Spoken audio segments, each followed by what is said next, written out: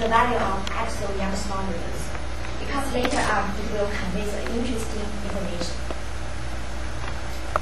Next, we'll move on to the radio information studied by AFM. The advantages of using AFM as a nano-indentor include it can apply very tiny amount of force, for example, piconewton, and it can sense very small displacement, for example, in angstrom or nanometer. And it can control the position of indentation and the loading rate precisely. And we can change the indentation environment to be either in air or in liquid. Also, we can change the tip size and shape. These two images show two types of tape used in our experiments. Here is the AFM setup. We put a gel bit of liquid tubule solution on a glass substrate and use the tape to image it by the tape scanning.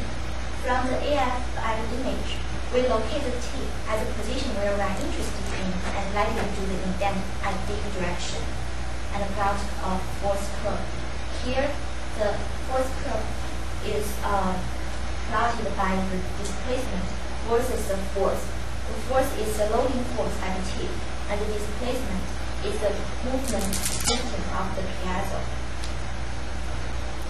Here is a typical AFM image showing a typical liquid tubule used in our experiment with uniform outer diameters. Here are the force curve we got by nano-indentation. The force on glass will give us the number of spring constant of the cantilever. And the force on liquid tubule will give us the effective spring constant.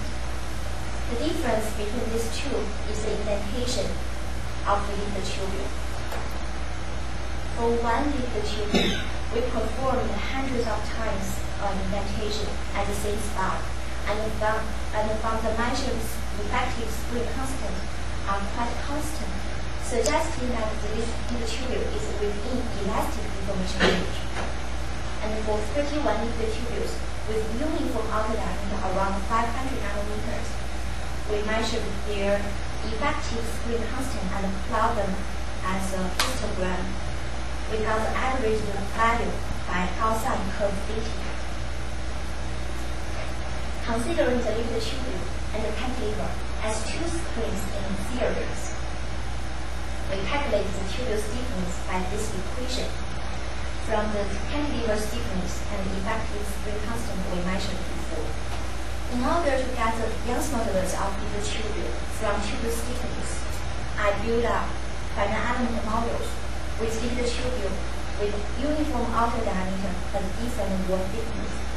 The wall thickness is varied from single bilayer wall to about 25 different bilayer walls.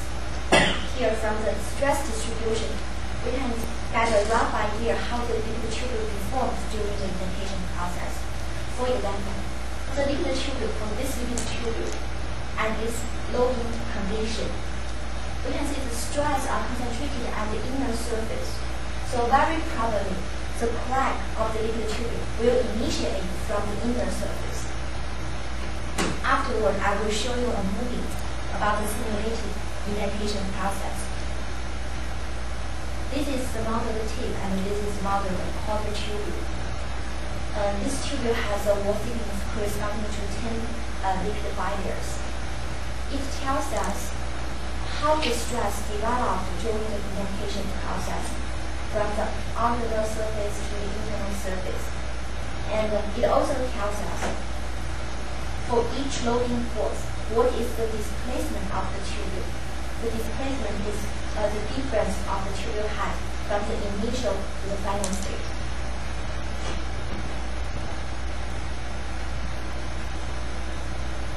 We plot the loading force versus the displacement, corresponding displacement from the simulation, and compare this simulated curve with experimental data. By adjusting the wall thickness and Young's modulus for each model, we get the best fitting result That is, our liquid tubule have 10 defined molecules, and the Young's modules are about 700. So recalling the actual Young's modulus we got from the previous method, the shrinking liquid droplet method. Does it depend on the inner diameter, or you can have any inner diameter and still 10 bilayers would be used? It also depends on the diameter. As I mentioned before, all those tubules have a uniform diameter, outer diameter, 900 nanometers. So for different wall thickness, they will have different inner diameter.